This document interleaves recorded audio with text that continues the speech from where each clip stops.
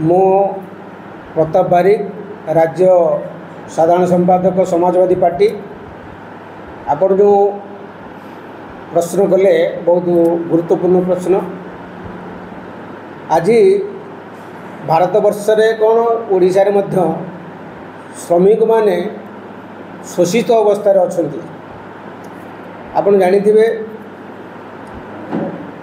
सरकार जो मनरेगा योजना करथिले तार उद्देश्य थिला जे गाँ गहली रे लोक माने कर्म नियुक्ति पाइबे, किंतु कर्म नियुक्ति बदल रे यांत्रिक व्यवस्था रे कार्य करा जाउथिबारु अनेक लोक श्रमिक वंचित होउछंती एवं सेमानकर गुजराण मेंटेबारे अभाव होउछि।